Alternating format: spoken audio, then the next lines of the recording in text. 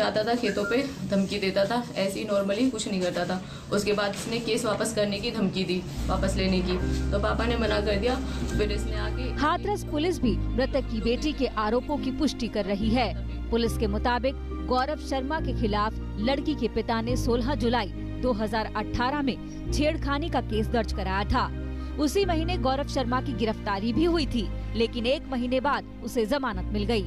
तभी से दोनों परिवारों के बीच मनमुटाव चल रहा था। इसी मनमुटाव ने कल हिंसक रूप ले लिया। फिर वो आया है वहाँ से, गाड़ी अपनी दूर उसने खड़ी की है और 4-5 लोग निकले हैं उसमें से, और मेरे पापा को फिर गोली मारी है।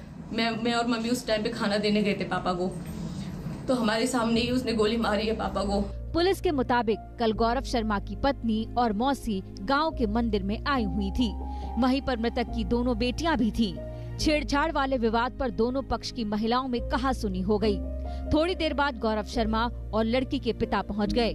इससे सुलह की जगह कहासुनी और बढ़ गई और मामला खूनी हत्याकांड तक पहुंच गया।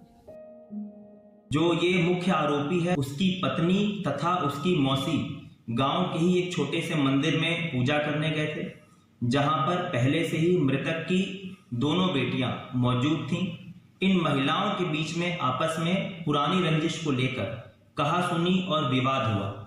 उसके उपरांत एक तरफ से आरोपी तथा दूसरी तरफ से मृतक मौके पर आ गए और फिर उनके बीच में हॉट टॉक हुई।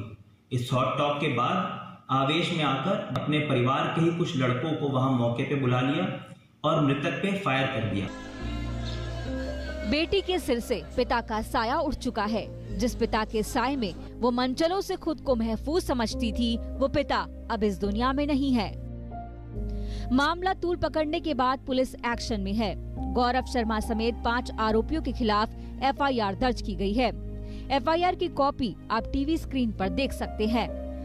ललित शर्मा नाम के एक आरोपी को पुलिस ने गिरफ्तार कर सलाखों के पीछे भेज दिया है। मुख्य आरोपी गौरव शर्मा अब तक पुलिस की गिरफ्त से दूर है। मामला तूल पकड़ने पर CM योगी भी एक्शन में आ गए हैं। उन्होंने फौरन आरोपियों पर NSA लगाने और सख्त कार्रवाई करने की हिदायत पुलिस को दे दी है। हाथरस से राजेश सिंघल के साथ आज तक ब्यूरो। और आइए अब आपको हाथरस की बेटी की जुबानी सुनाते हैं पूरी कहानी। जब 2.5 साल पहले छेड़खानी का केस चल रहा था, तब अचानक कल क्या कुछ हुआ, खुद पीड़िता की जुबानी सुनिए। केस चल रहा था इसके ऊपर छेड़खानी का, तो फिर उसके बाद में 2018 में केस चल रहा था। उसके बाद में फिर इसने कुछ नहीं किया, जाता था खेतों पे, धमकी देता था, ऐसे ही नॉर्मली कुछ नहीं करता था। उसके बाद इसने केस वापस करने की धमकी दी, वापस लेने की, तो पापा ने मना कर दिया। फिर इसने आके इसके हम लोग गए थे, मैं और मेरी बहन माता को नहलाने, तो वहाँ पे इसकी मौसी और इसकी वाइफ और इसकी मौसी का लड़का और इसकी बेटी थी गोद में, तो वो लोग हमें वहाँ पे मिले। तो वहाँ उन्होंने कमेंटबाजी शुरू कर दी हमसे। फिर वहाँ से हम लोग निकल आए। फिर वहाँ पे हम अपने ट्यूबवेल पे आ गए थे, खेतों पे। वहीं पापा आलू खुदवा रहे थे खेतों पे। उसके बाद इसने फिर से कमेंटबाजी शुरू की, तब मैंने वहाँ पे इसे जवाब दिया। उसके बाद फिर इसने मेरे साथ बदतमीजी की, उसकी मौसी ने, उसकी बीबी ने। फिर उसके बाद पापा आ गए वहाँ पे, पापा ने भी इनको वहाँ से लताड़ के भगा दिया। तब ये लोग वहाँ से चले गए, धमकी देते हुए इसकी मौसी की, शाम तक तेरा ये करवा दूंगी, वो करवा दूंगी, ये सब धमकी दी। इसकी बीवी ने भी धमकी दी मुझे। फिर उसके बाद कुछ नहीं हुआ, 2-3 घंटे बाद 3:30 बजे के समथिंग फिर वो आया है वहाँ से, गाड़ी अपनी दूर उसने खड़ी की है और 4-5 लोग निकले हैं उसमें से, और मेरे पापा को फिर गोली मारी है।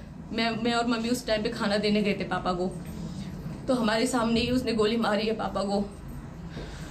तो केस वापसी की धमकी दे रही या केस वापस ले लिया आपने? नहीं लिया, धमकी दे रहा था। वो बोल रहा था कि केस वापस ले लो वरना मैं मार दूंगा, ये कर दूंगा, वो कर दूंगा, धमकी देता था पहले।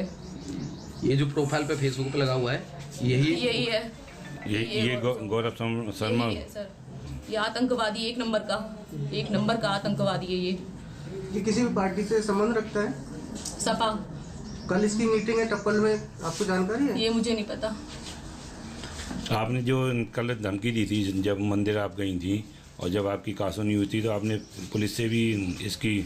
हाँ, मैंने पुलिस से, हाँ मैंने फ़ोन किया था कि धर्मेंद्र दीवान जी को फ़ोन किया था तो उन्होंने बोला था कि आप 112 नंबर पे कॉल कर देना, तो हमारी गाड़ी से पहले वो गाड़ी पहुंच जाएगी वहाँ पे।